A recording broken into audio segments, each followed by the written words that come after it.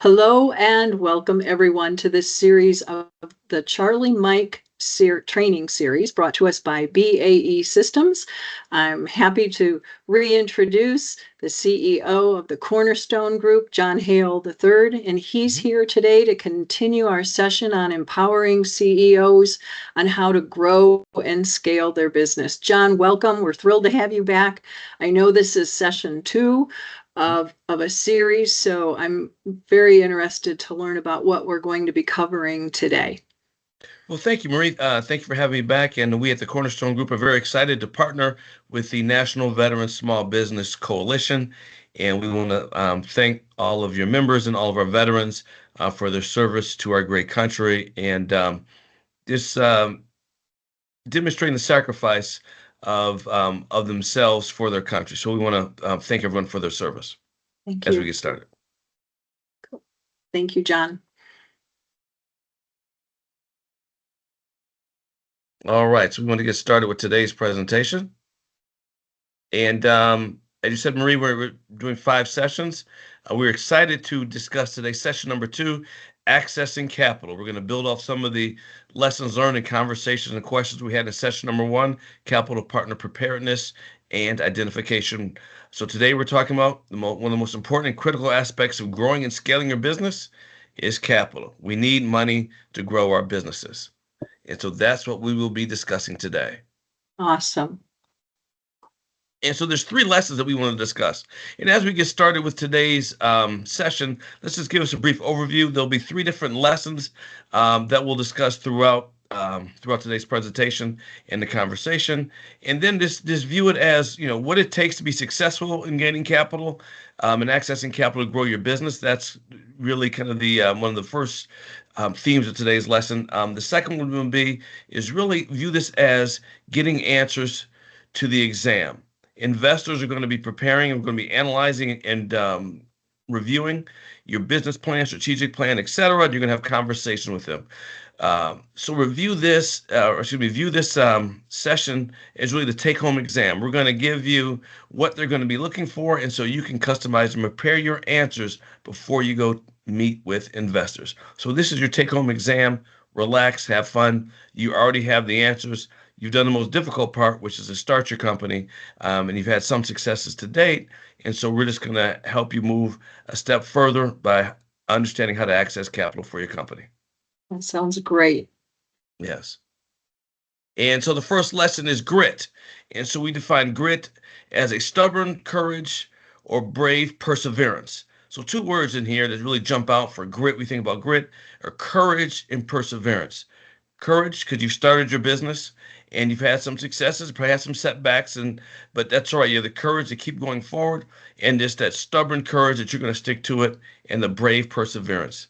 We may have doubters on the outside. Heck, we may have our own doubts. We all have our own insecurities. So just relax and be comfortable that you have the courage and perseverance to succeed. And again, we let our fingers do the walking and reached out to the Webster's New World Dictionary for a definition of grit. So first lesson is to grow, maintain, and keep that grit, that stubborn courage, and that brave perseverance to grow and scale your business.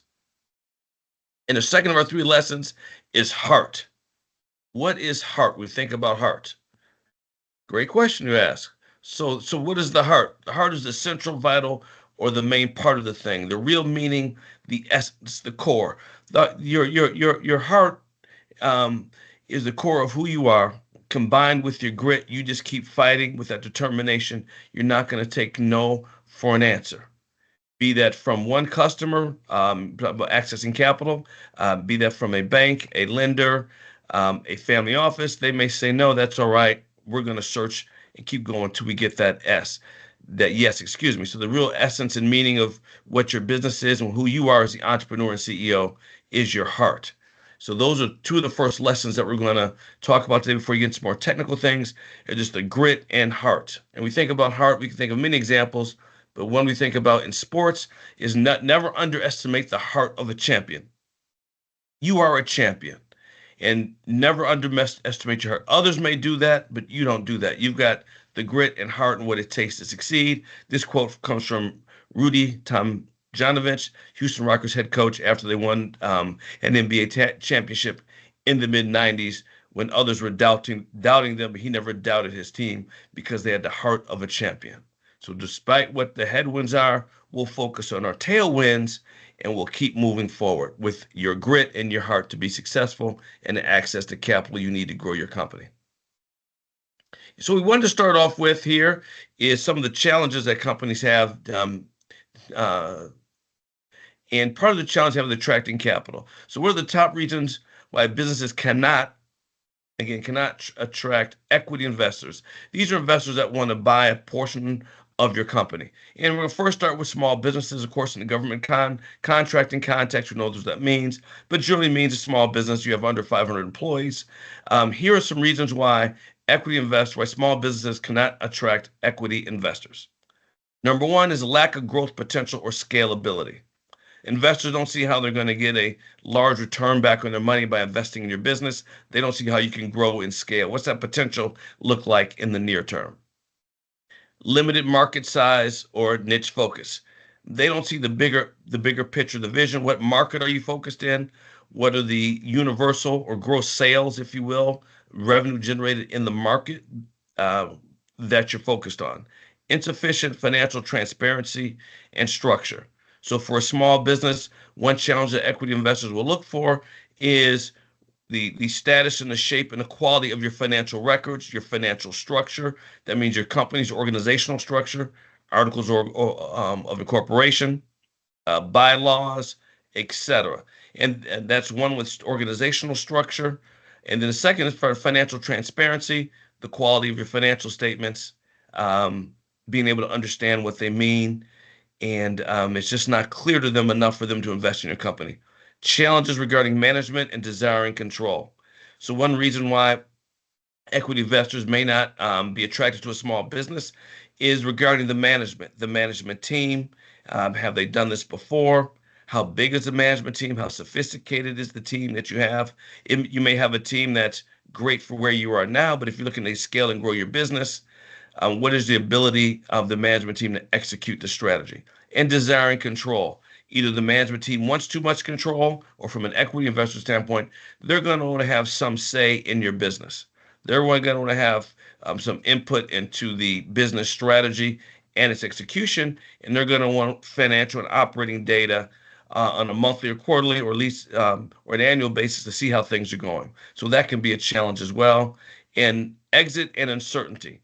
So for an equity investor investing in a small business, they're going to want to know, how do I get my money out? How do I get my return? Unlike the stock market, where we can buy stock or buy shares of a company, we can sell those shares in the public market. There's not a public market for small businesses per se. So how are you going to exit the business? How are they going to get their money back? That's a risk and that's an uncertainty. And these are some of the top 5 challenges that small businesses have attracting equity investors. And we're going to talk about how to mitigate those as we move forward.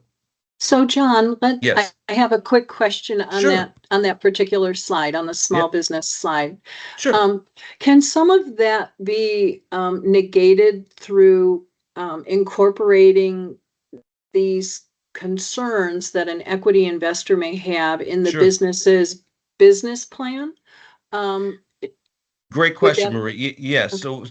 So as you're designing your business plan and your business strategy, and you know you're going to need outside investors, you can build these.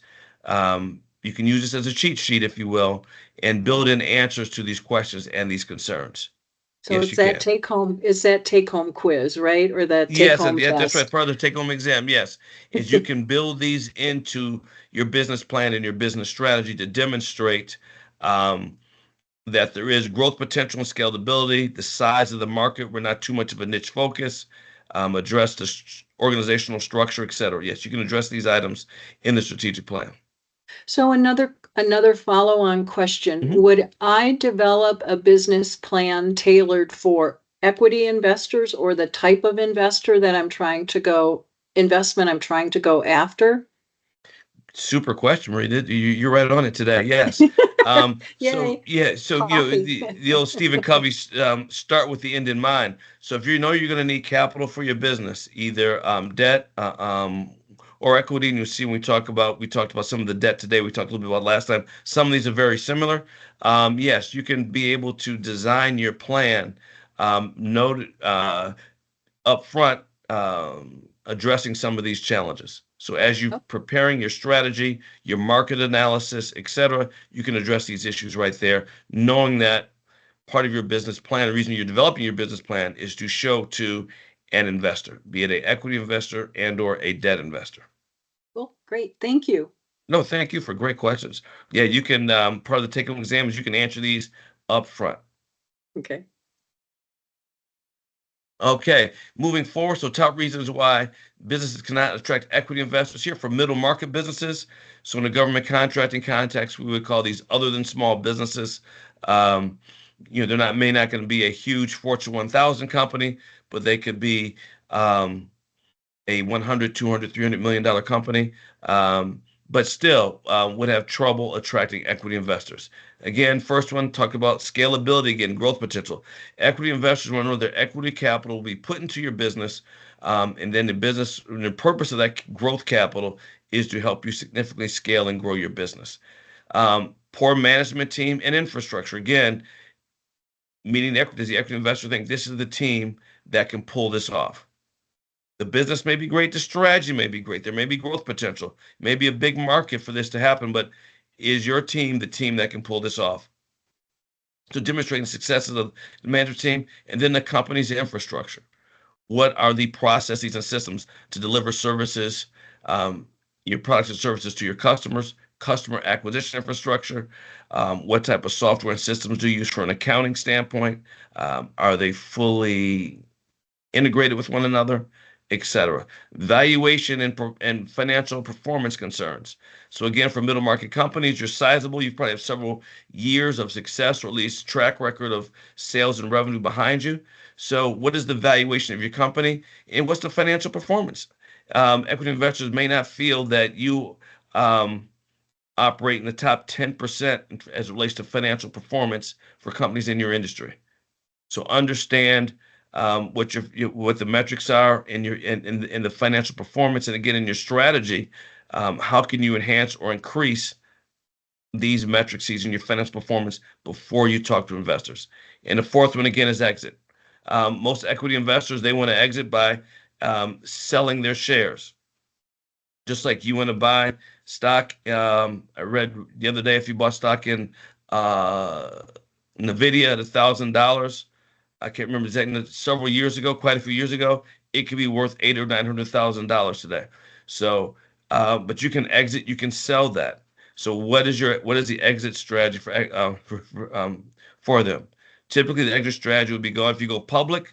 That's an IPO. So that's why a lot of technology companies and other companies that have a way to significantly scale, they can go. They can file an IPO and they can go public. In this case, what is that liquidity event? Another phrase that we use. It could be another private equity fund buying them out. It could be a private buyer, or it could be a strategic buyer in your industry. So you have to understand your industry and understand and be able to articulate to the equity investors how they're going to be able to get that capital back, and that's called what is their exit strategy? Excuse me. That's how they're going to get a significant portion of their return back. They may get dividends year to year. That's great. They're getting a dividend on that, but they can put money in the bank and get a dividend. They can get a return in the S&P 500 and get a dividend. They can invest in a utility and get a dividend, but they're looking for significantly higher returns than that. So you need to understand what is their exit strategy. All right. Talking to the CEOs here, CEO to CEO. Most important thing that one of the most important thing investors are going to want to know is own your own company's financials, your history and your projections. Just got off the phone the day earlier, and talking to a business owner. And when you're talking to investors, they want to know the CEO can talk the financials of their business. That means you need to understand them. If you're not a financial person, you need to become financial enough to understand your own business. And beyond that, you need to understand and explain the financials, but how the operations of your business impact the financials and how the financials impact the operations. So Marie, an example would be If you're in a market, we've gone through a recent period where interest rates have increased significantly that no one saw coming. So when you what impact would that have on your business? One way to Marie to kind of answer your earlier question is when you're developing your business plan and your strategic plan is build in scenario analyses, build in price increases, price decreases from some of your customers. How does that revenue flow all the way out? From an operations side, maybe some of the inputs for your goods or services go up. Maybe you have turnovers, hard to find people to service in your business. Maybe in the operations you have a key supplier or two or strategic partner that's no longer there, or they significantly increase their prices. So how do all these potential changes impact your business? So one way to really demonstrate that you understand this is when you're talking to investors is have your base case scenario, as we would call it, but then have other scenarios that may happen or have happened in the recent past, and run those through your business. It could be an impact to revenue, impact to interest rates, impact if you're professional services, it's people, etc. But run scenario analysis on your business, and you need to understand that as well, even before you see them. And how can you pivot? And if these things happen, what are your mitigation plans to mitigate that risk? This will And so it would impress. be, Yeah, go ahead. I'm sorry. So it would be really addressing the volatility of that business in a particular industry area, based on the good, hey, Clint Eastwood is coming through here, the good, the bad, the ugly, Yes, right? And so, for sure, definitely. and so they would know that the CEO would know based on, you know, the scenario or the volatility in the marketplace, what could be risks or advantages to their business, and that Correct. and that would then be very insightful for any kind of an equity investor. Correct. Great for the equity and for the debt investor. And you Mhm. could show that financial analysis, you would show the scenario analysis through your financial statements. And you could even come up with a separate dashboard that we'll talk a little bit later, just from a metric standpoint. How would these impact your profit margins, your EBITDA and your cash flow? Okay. How would this impact your receivables and your payables? How would this impact the cost structure of your business? And so how these outside events can impact your business and showing those scenarios and how you can pivot.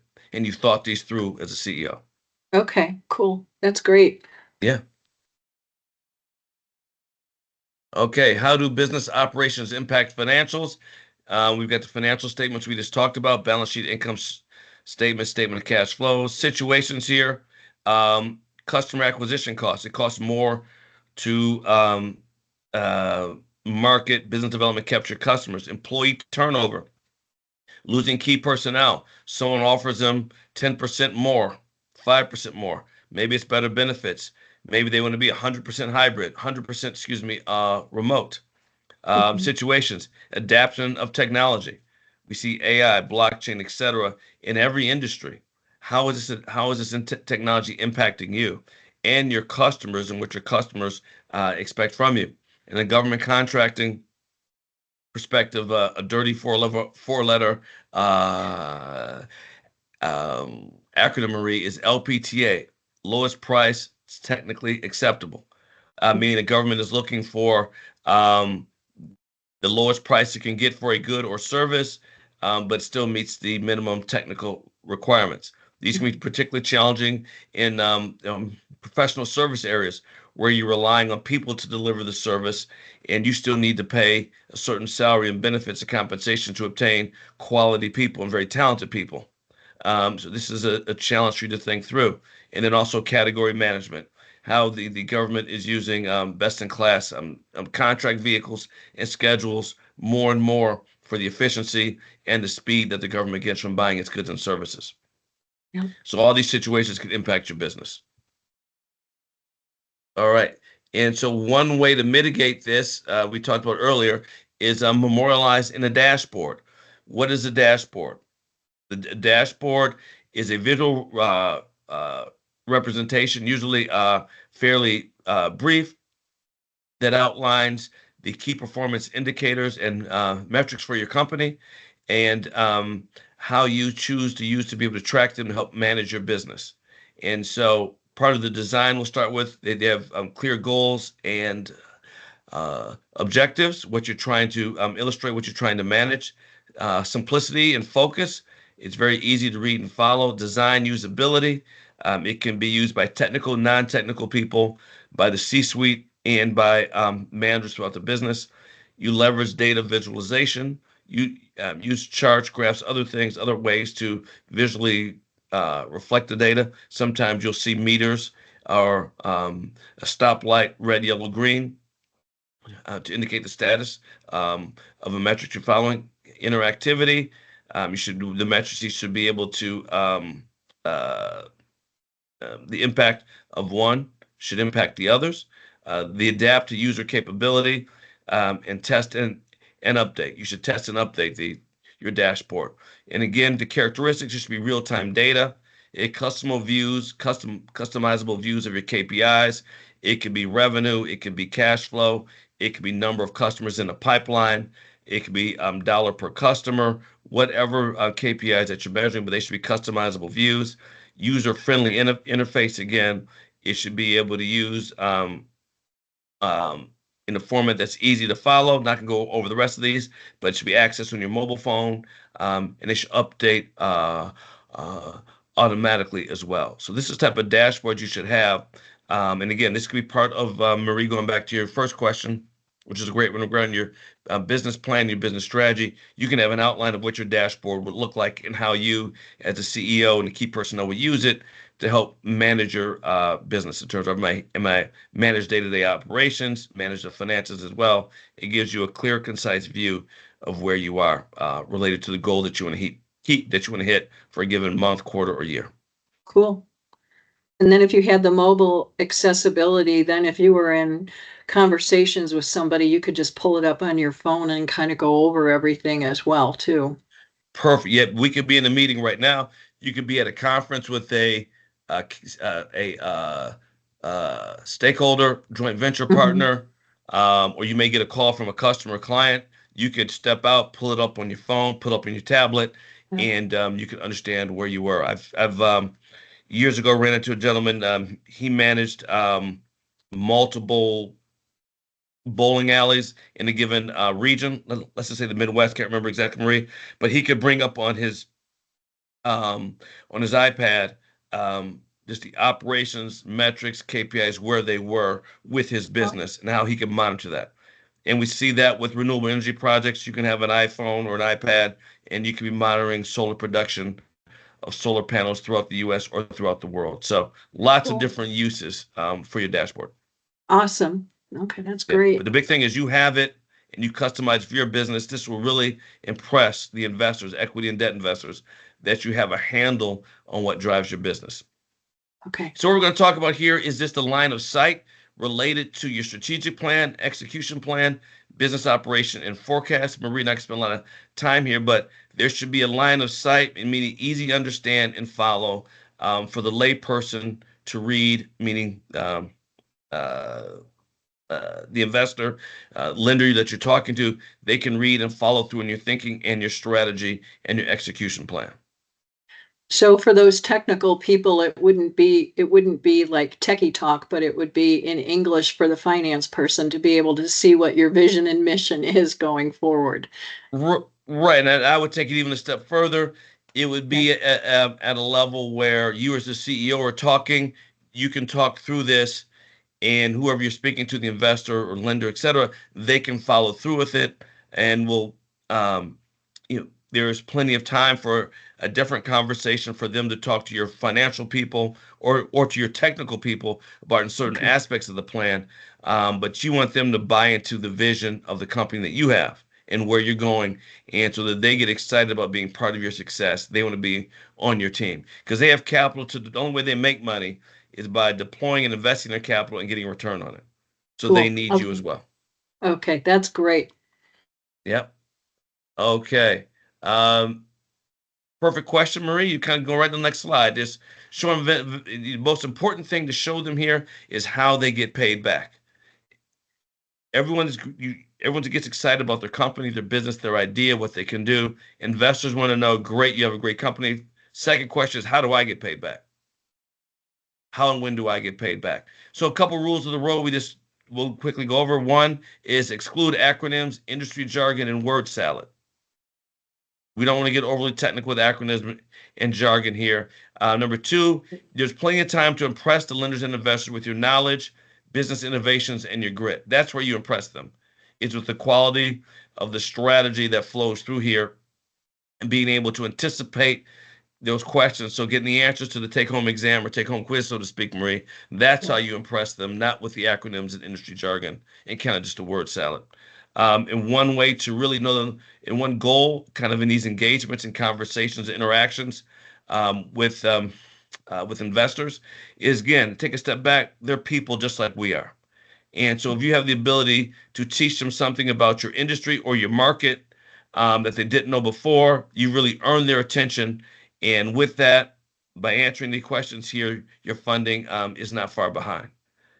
So being able to impress them not with the acronyms and jargon, but with your innovations and your knowledge, and then being able to teach them something, they'll even be more attracted to you in investing in your company.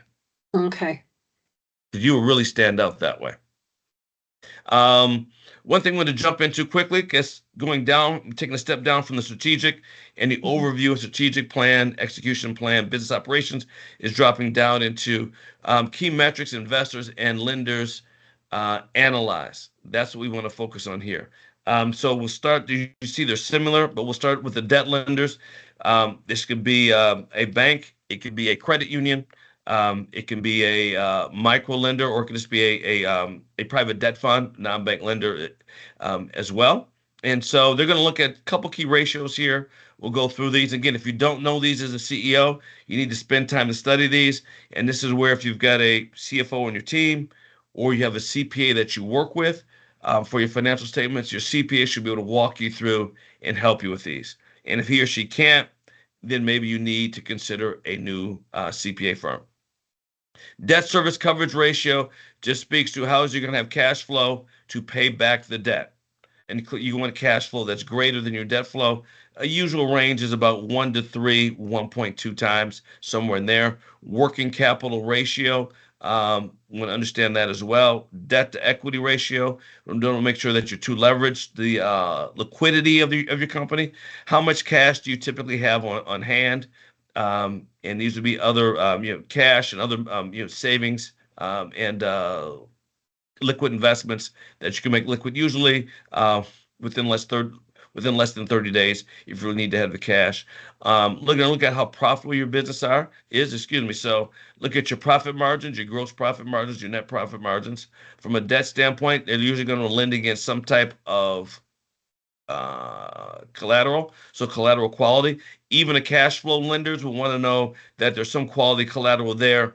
If there's a hiccup with the cash flow, they are secure to get paid back, that you have collateral. Accounts receivable and accounts payable turnover. Marie, this is critical because I talked about this multiple conversations this week and last week with clients regarding this relationship between accounts receivable and accounts payable. Of course, your receivables, those are revenues that you have from companies. You delivered the product or service, but they've yet to pay you for it.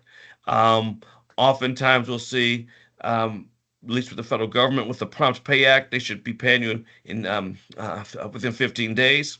So that's great. You deliver a service, you get paid in 15 days.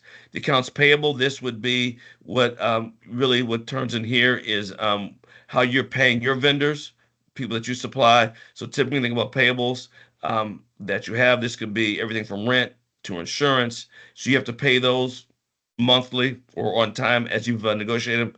Payroll is a big item as well. You have to be able to pay your payroll on time to keep your people, obviously.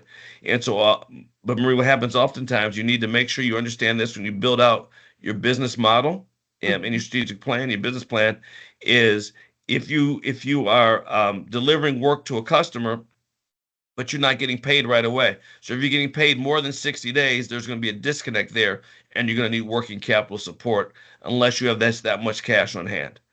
So some larger, I know a lot of clients and businesses will work with the Fortune 500 companies as part of their supply chain. It's not unheard of for large companies to pay you net 45 or net 60 days. That's in Wow. contract. And that's assuming they pay you on time in 45 or 60 days. But I've paid Marie to deliver this good or service this month. Marie wants to get paid at least once a month, or not twice a month. Typically, people get paid. So in that gap, if the client's not going to pay you in 45 or 60 days, there's a disconnect. So we need to be able to understand that and be able to demonstrate to our investors how we're going to mitigate that risk. And if you're talking to a debt investor, that may be the justification for your working capital line of credit. Hey, we need this for inventory, payroll. You've got rents, insurances, etc. And so they will understand that. But again, you need to be able to articulate and explain that. And so then I'm sorry, go ahead. Mm-hmm. And so then this builds the scenario or the case, so to speak, for the different types of capital that you would want to have in your portfolio, so to speak, debt Yes. or debt and or equity. So you may want to have a blend of the types of capital based on your industry and based on the cash flow situation of what's going on with the business. Yes, Am you I hit the hearing you right? yes, you hit the nail on the head. You hit the nail on the Okay. head. So I can just move right forward here. But yes, so oftentimes this is not an either or. So I was going to sum this up. It's a little bit of both. It could be the type of debt you want. You're buying a building, you want a large mortgage loan, you need working capital, and we'll move over to the equity side. They're going to know their rate of return. I mean, if they invest money with you, what's their return on their capital going to be? They can invest the money in a bank. So quite recently, with the higher interest rates, if you can get 5% per year there, you need to you really need to exceed that. They're going to look at what is your cash flow, your EBITDA, your earnings before interest, taxes, and depreciation. That's a proxy for cash flow on your financial statements. Return on equity, so et cetera. So equity investors are going to be looking for something similar, but this speaks to, in often cases, you can use a blend of both.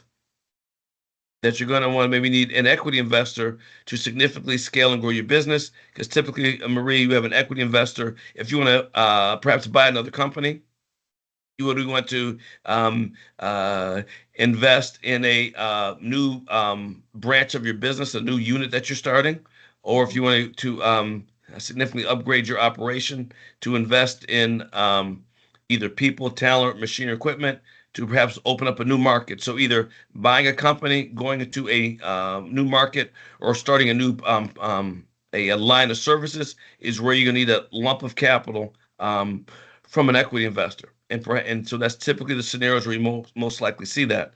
And so they're going a large return. That doesn't mean you can't use a debt lender for some of those things as well. So yeah, so oftentimes you're going to have a little bit of both, excuse me.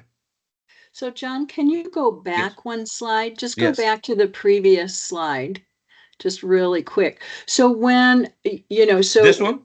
yep, that's the perfect Okay. slide. So with telling the story to the investor, it's Yes. not only your vision, the CEO's vision and mission of the business, but Right. hey, if I go down this path and I have this blend of capital, this is how, based on the various scenarios, this is the take-home test, right? Or the Yes. take-home quiz, Right. based on these various scenarios and the blend of capital investment that I have, this is how the business will grow or become diverse in the marketplace. So when we go to the next slide, to the slide 15, then by kind of letting the investor know, and then saying, hey, if I have this type of debt or I have this type of equity, again, going back to our earlier conversation about Hmm. the various scenarios,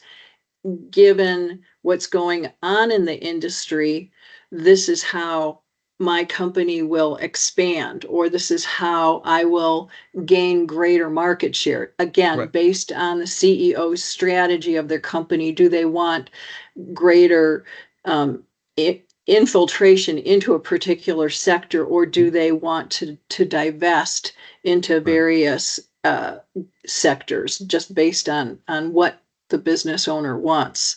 So this is kind of where I'm going with all of this, is telling the story or telling the vision and the passion. Yeah. Going back to your earlier slide, the heart of the business, and Yes. where and how it wants to, and where and how it wants to grow. So is that kind of, it's like it's a story. It's Yes, no, telling. you perfect, Marie, you summed it up perfectly. You have a narrative. You're a storyteller. You're telling a story, and we do this for clients all the time, and we will actually, synthesize this, in something, 3 to 4 pages, maybe with a couple of charts afterwards, but you're synthesizing the story or the narrative, why you're compelling, um, why you be a compelling partner, with the challenge you're going to solve in your industry, and then with their money, be the debt or equity, how are you going to use that to differentiate themselves, help them with that capital, deploy and spend that capital in a way to solve the challenges in the industry, to solve the customer's challenges. And you're telling that story. Then what we're saying here with this slide and a couple of other ones that talk about the challenges of attracting capital, you need to be able to answer these questions as you go through and tell your story. So in here are the ratios of some of the analytics and KPIs and metrics that investors are going to use to analyze your company. So as you're putting together your strategy, you need to be able to, you should understand and know what these ratios are for your company, and how do they, like you said earlier, how do they compare to your industry? Because they may love your story, but they want to get paid back, and they want to profit for investing in you. So one of the ways that they evaluate your company over the 20 others that may want to walk in the door, either for equity or debt, is how do you line up against these analytical measures that they're going to use to analyze your company? And so now these are some of them, and obviously every industry may have some nuances in here. That's when equity investors number 8 is industry specific. Every industry may have something a little bit different, but they're going to look at a range of these ratios here and these measures to analyze your company. Cool. Wow, So you this are is right. You're really telling the super. story. And this is everyone loves a good story, but everyone wants to get, and they need to get paid back with a right. profit. I want not only what I gave you, but I want a little more extra because I took Yes. a risk on you. That's right. That's right. Okay. Perfectly said. And again, these are some of the um, analytical tools and ratios that they will be using to analyze you and other companies. So you know this going in, so you should understand and be able to obviously work with your team as a CEO to calculate these in your business plan and strategic plan. Awesome. This is great. And if you don't hit the measure, you need to know why. And I would just say, don't overpromise and underdeliver, because people can smell BS if they've been doing this for a while. Yep. Okay, I mean, your cash flow, your rate of return, you're going to be astronomically better than your industry. Now, if you're totally disruptive, that may be it, but you need to, be able to back it up. Cool. All right. Yep. This is great. Thank you. All right. Lesson 3. Okay. How you show up matters. And so I call this the Jimi Hendrix effect. How you show up matters. And what we're going to bring in from last time, and I'll use this again, Marie, is understanding. Recall, you are interviewing lenders and investors for the privilege of being your partner. So don't go in hat in hand. Now, you need their capital, and you may have gotten 10 no's the last week, and this is your 11th one. So give yourself a good pep talk. So don't walk in hat in hand. You guys need each other, because the only way they make money is by deploying or investing in the profitable companies that are going to pay them back. Everyone's portfolio's got companies that they've invested in have not paid them back. So part of this is how you show up matters, and this is the posture you bring. So remember your grit, remember your heart. You have the heart of the champion. You are a champion, and so I call this the Jimi Hendrix effect. And so I will just summarize this in the last slide. But as you know, Jimi Hendrix was in the United States. He goes over with Chas Chandler, who was his manager in 1966, over to London to play, and to kind of gain notoriety because he couldn't in the States. And so at that time, Eric Clapton was considered the guitar god and Clapton as God was spray painted, in various areas around London. And so Jimi Hendrix sits in with his band on him, and kind of in a fairly known story, the long and short of it, he just blows Clapton away to the point where they're playing this Killing Floor, um, which is an old blues song. I want to say John Lee Hooker, but don't quote me on that. But he plays it so well that halfway through, Clapton walks off the stage, Marie. Like Clapton Wow. is like the apex of guitar players at that time. Yep. I mean, this guy's like comes from no place and blows him away. And Jimi Hendrix is playing with his teeth and behind his back and doing the splits on this crazy stuff. It's a very difficult song to play and blows him away. And so I excuse the profanity in the quote here, but he's basically telling Chandler backstage, "You don't tell me he's that blank and good. He's just that good." He would just Yeah. blew him away. So for all of us as business people, you want your investor to say, "Wow," you just want to knock their socks off when they come to your presentation. Not only is it tight from a technical standpoint, but again, you're teaching them something about the market, about the industry that they didn't know. And you're blowing them away to the point that they want to be a part of your success. All right, Marie, moving on. Just want to remind everyone from an investor overview, who are these folks? So from an equity standpoint, you have private equity funds. And within private equity, you have several different subcategories, but venture capital is for more startup, typically technology-based or disruptive technologies or disruptive companies. Private equity can be large, mid, or small cap types of investors.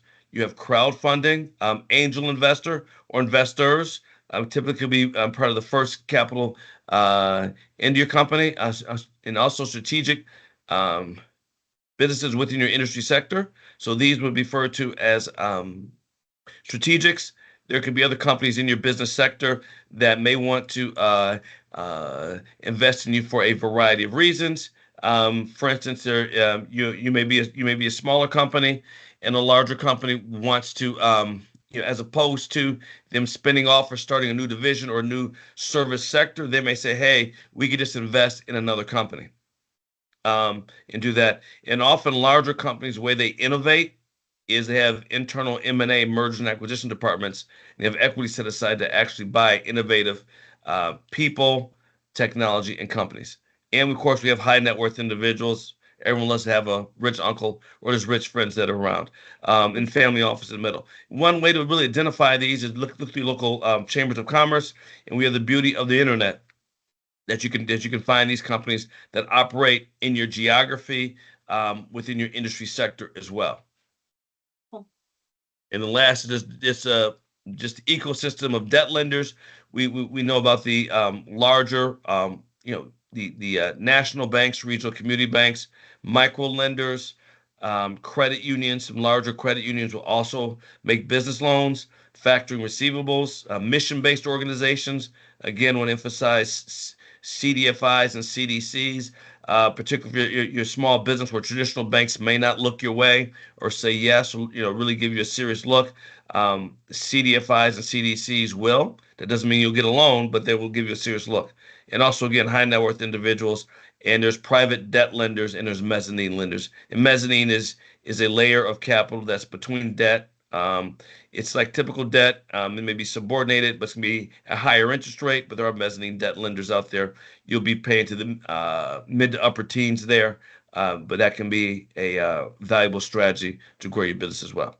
So Marie wanted to, we were very excited at the opportunity to present access to capital to you.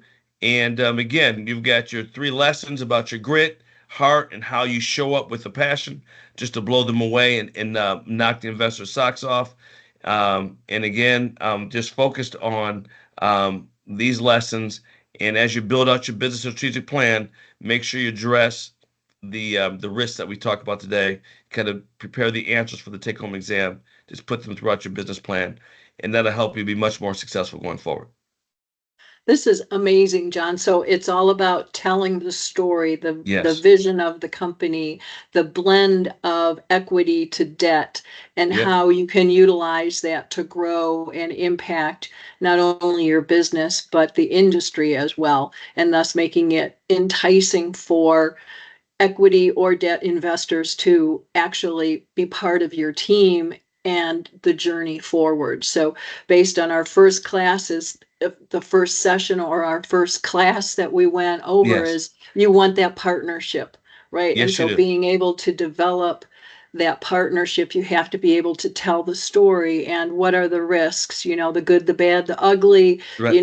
if X, Y, or Z scenario. So I'm starting to see how all of this is like coming together. I am so excited to Yeah. see what session 3 is going to hold for us in the very near future. So, John, I want to thank you Thank so you, very Marie. much for the insights and the guidance you're providing. This is a wealth of information.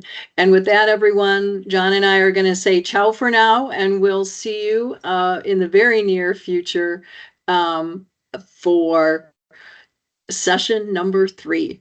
Yes, we look forward to it. And thank you again for the opportunity.